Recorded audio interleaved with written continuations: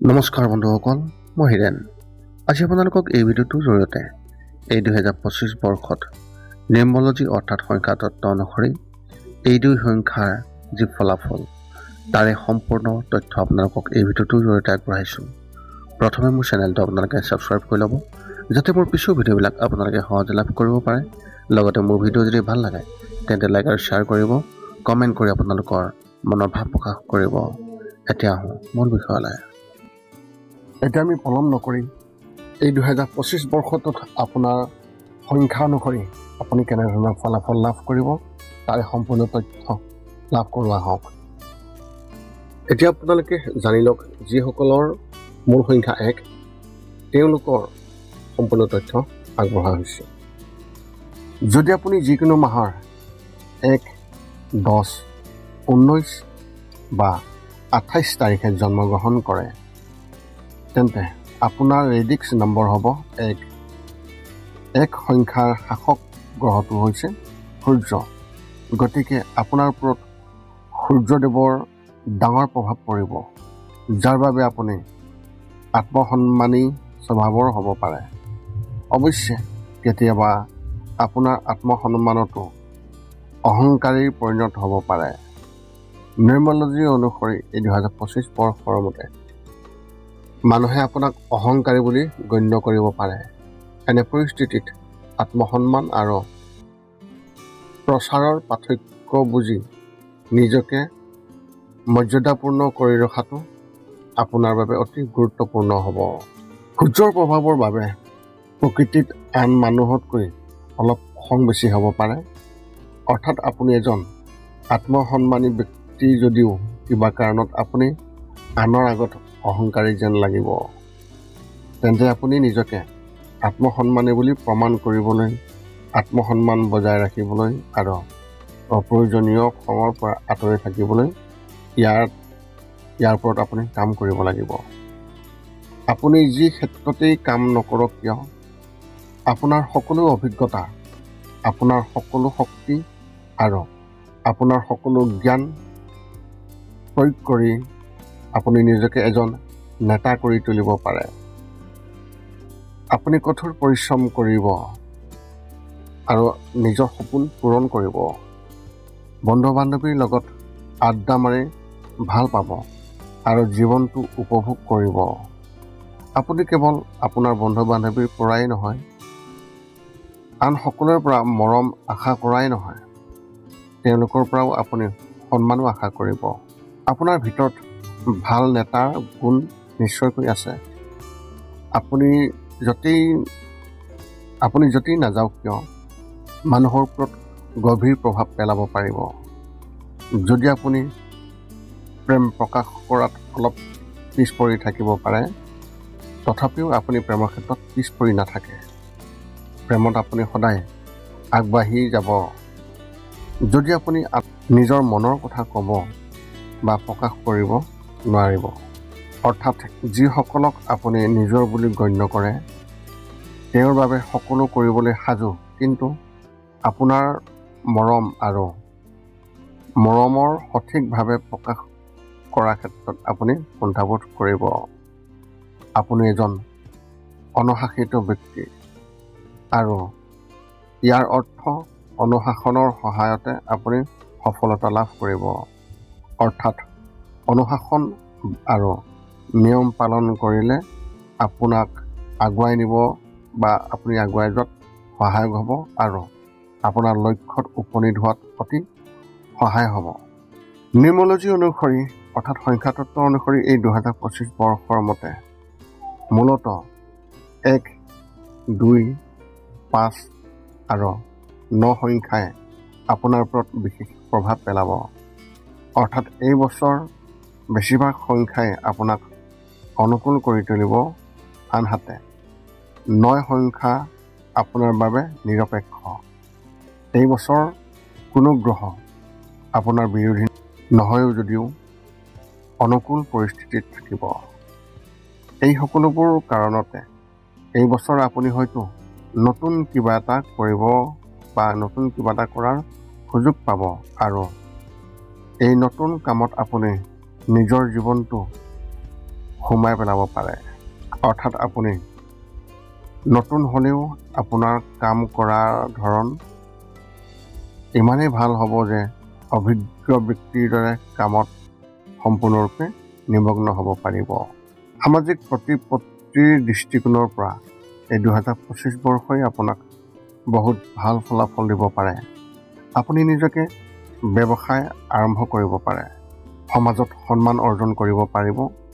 আনহাতে যদি আপুনি ৰাজনৈতিক ব্যক্তি হয় তেন্তে এইবাৰ আপুনিও ৰাজনৈতিক পদ পাব পাৰে। 2 নম্বৰৰ প্ৰভাৱে আপোনাক আত্মীয়ৰ সৈতেও সংযোগ স্থাপন কৰাত সহায় কৰিব। অৰ্থাৎ এই বছৰ আপোনাৰ প্ৰদৰ্শন কেৱল নিজৰ ক্ষেত্ৰতে নহয়, সম্পৰ্কৰ ক্ষেত্ৰতো খুবেই ভাল হ'ব পাৰে। ভাই ভনীৰ লগত আপোনাৰ সম্পৰ্ক খুবেই ভাল হ'ব। ৰাশিৰ ব্যক্তিসকলে কেনেদৰে ফলাফল লাভ কৰিব, ভাল কাম কৰা বা ভাল সফলতা পোৱা দেখিবলৈ পাব।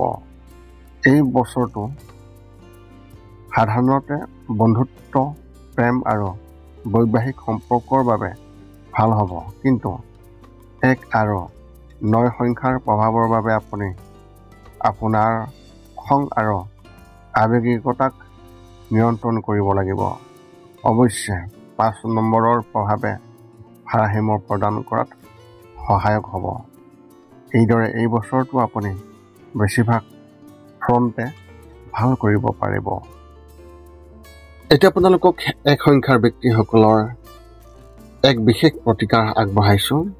এইবাৰ জীৱনৰ প্ৰতিটো নৱৰাত্ৰিৰ সময়ত নিশ্চিতভাৱে ছোৱালীক পূজা কৰক। আপোনালোকে পাৰিলে ভগৱান শিৱক আৰাধনা কৰিব। নিয়মিতভাৱে ৰাতিপুৱা সোনকালে উঠি স্নান কৰি পিছত কুমকুম মিহলি পানী সূৰ্যদেৱক আগবঢ়াই দিয়াটো আপোনাৰ বাবে অতি শুভ ফলাফল লাভ কৰিবলৈ দেখিবলৈ পোৱা যাব। এই আছিল এই 2025 বৰ্ষৰ 1 সংখ্যা অৰ্থাৎ মূল সংখ্যা 1 থকা যিসকল ব্যক্তি তেওঁলোকৰ সম্পূৰ্ণ ফলাফল। এতিয়া আগবাঢ়িছোঁ 2 সংখ্যাৰ ব্যক্তিসকলৰ বাবে।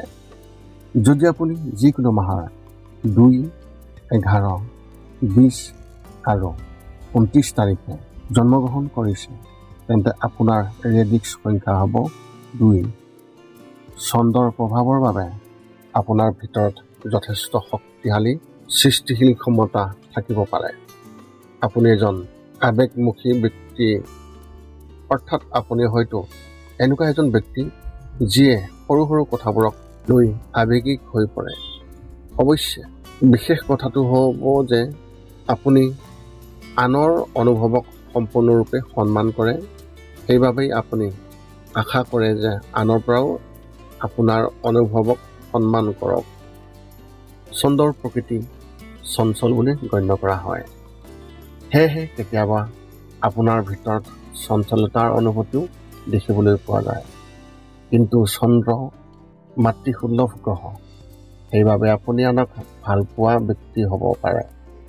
যদি আপুনি বেছিভাগেই শান্ত হৈ থাকি ভাল পায়, কিন্তু চন্দ্ৰৰ প্ৰভাৱৰ বাবে কেতিয়াবা আপোনাৰ মনটো অস্থিৰ হৈ থাকিব পাৰে।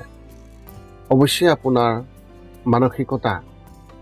মানসিক ক্ষমতা যথেষ্ট শক্তিশালী হ'ব লাগে। আপুনি বেছিভাগ কাম পৰিকল্পিতভাৱে কৰি ভাল পায়। নিউমৰলজি অনুসৰি এই 2025 বৰ্ষৰ মতে আপুনি আপোনাৰ সম্পৰ্কবোৰক সম্পূৰ্ণৰূপে বজাই ৰাখিবলৈ চেষ্টা কৰিব। আপুনি আনক সহায় কৰি ভাল পাব। যদি আপুনি যিকোনো কাম সম্পূৰ্ণৰূপে সন্তুষ্ট নহয় তেন্তে সেই কাম এৰি নতুন কাম আৰম্ভ কৰে। অৱশ্যে এইটোৱেই যদি আপোনাৰ স্বভাৱ হয় তেন্তে সংশোধনী কৰিব লাগিব, কাৰণ প্ৰতিটো কামৰ আৰম্ভণিতে সফলতা লাভ কৰাটো বা সম্পূৰ্ণৰূপে সন্তুষ্ট হৈ থকাটো প্ৰয়োজনীয়তা নহয়। বহু সময়ত আৰম্ভণিতে অসুবিধাজনক কাম এটাও পিছলৈ বহু ভাল ফলাফল দিবলৈ আৰম্ভ কৰে।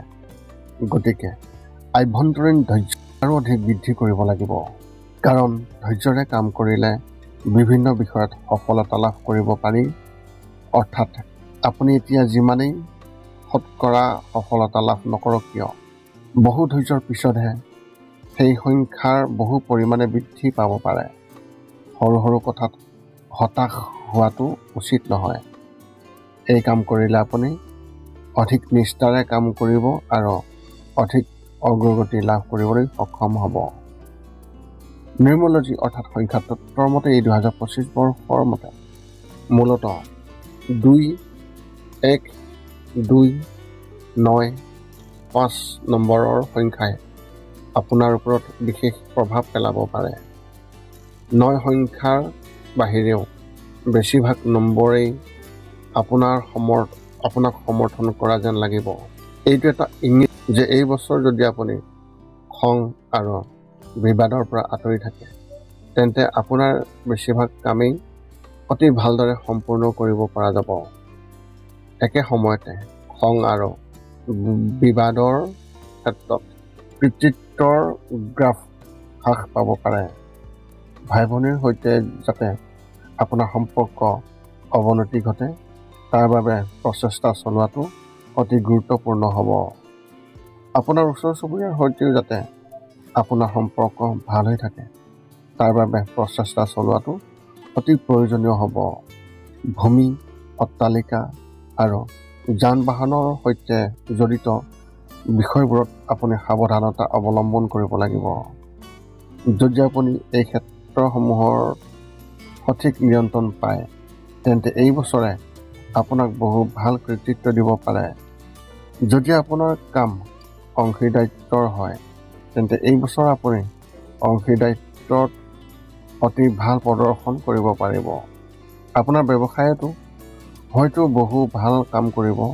যদি আপুনি যিকোনো ধৰণৰ সৃষ্টিশীল কামৰ লগত জড়িত হয়, তেন্তে এই বছৰ আপোনাৰ সৃষ্টিশীলতাৰ উন্নতি হ'ব পাৰে। আপোনাৰ সৃষ্টি বা কাম মানুহে হয়তো বহুত ভাল পাব।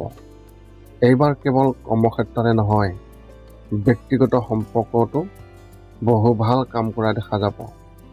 আপোনাৰ আত্মীয়সকলেও এই বছৰ আপোনাৰ লগত বহুত ভাল ব্যৱহাৰ কৰা দেখা যাব। 1 নম্বৰৰ প্ৰভাৱে চৰকাৰ আৰু প্ৰশাসনৰ লগত জড়িত বিষয়ত সফলতা লাভ কৰাত সহায় কৰিব। আদালতৰ সৈতে জড়িত বিষয়ে হওক বা যিকোনো চৰকাৰী বিষয়ে হওক, সাধাৰণতে এই ক্ষেত্ৰত আপুনি অনুকূল ফলাফল পাব। এই বছৰ আপুনি পিতৃ আৰু পিতৃ সম্পৰ্কীয় বিষয়তো অতি ভাল ফলাফল লাভ কৰিব পাৰিব। অৰ্থাৎ এই বছৰ বেছিভাগ ক্ষেত্ৰত আপুনি যেন বহু ভাল ফলাফল পাব। কেৱল 9 সংখ্যাৰ প্ৰভাৱেই ইংগিত দিছে যে যদি এই বছৰ এনে পৰিস্থিতিৰ সৃষ্টি হয় য'ত আপোনাৰ ধৈৰ্য বিফল হ'বলৈ আৰম্ভ কৰে বা আপুনি কাৰোবাৰ ওপৰত বেছি খং কৰে, তেন্তে সেই পৰিস্থিতিত নিজকে শান্ত কৰি ৰাখিবলৈ চেষ্টা কৰক। ভাই ভনী আৰু ওচৰ চুবুৰীয়াৰ সৈতে ভাল সম্পৰ্ক বজাই ৰাখক, যাতে প্ৰয়োজনৰ সময়ত তেওঁলোকৰ সহায় লাভ কৰিব পাৰে। যদি আপুনি এনে কৰে, তেন্তে ফলাফল উৎকৃষ্ট হ'ব পাৰে। ব্যক্তিগত জীৱন, আৰ্থিক বিষয় ইত্যাদিটো ভাল কৰিব পাৰিব। ভূমি, অট্টালিকা আৰু যান বাহনৰ লগত জড়িত বিষয়বোৰত ধৈৰ্যৰে কাম কৰিলে খুবেই ভাল ফলাফল পাবলৈ সক্ষম হ'ব পাৰিব। এতিয়া আপোনালোকক এই 2 সংখ্যাৰ ব্যক্তিসকলৰ বাবে এক বিশেষ প্ৰতিকাৰ আপোনালোকৰ আগত আগবঢ়াইছোঁ। আপোনাৰ মা আৰু মাতৃসদৃশ নাৰীক আতিথ্যৰে সেৱা কৰি আশীৰ্বাদ ল'বলৈ চেষ্টা কৰক। নিয়মিতভাৱে গণপতিৰ অথৰ্ব শীৰ্ষ আবৃত্তি কৰক। আপুনি প্ৰতি দ্বিতীয় মাহে বা সম্ভৱ হ'লে ৰুদ্ৰাভিষেক কৰাটো অতি মংগলজনক হ'ব। আমি আশা কৰোঁ যে এই ব্যৱস্থাসমূহে আপোনাক আৰু উন্নত ফলাফল লাভ কৰাত সহায় কৰিব। এই আছিল এই 2025 বৰ্ষত মূল সংখ্যা যিসকলৰ 2, সেই ব্যক্তিসকলৰ সম্পূৰ্ণ তথ্য আপোনালোকক এই ভিডিঅ'টোৰ জৰিয়তে আগবঢ়োৱা হ'ল। যদি আপোনাৰ মনত এতিয়াও কিবা জ্যোতিষ সম্বন্ধীয় প্ৰশ্ন আছে, তেন্তে আপোনালোকে এই ভিডিঅ'ৰ তলত আপোনালোকৰ কমেণ্ট আমাক অৱগত কৰক আৰু আমি আপোনালোকৰ সকলো প্ৰশ্নৰ উত্তৰ দিবলৈ আমি সকলো সময়তে সাজু আছোঁ। পুনৰ লগ পাম এটা ভিডিঅ'ত। আজিলৈ ধন্যবাদ।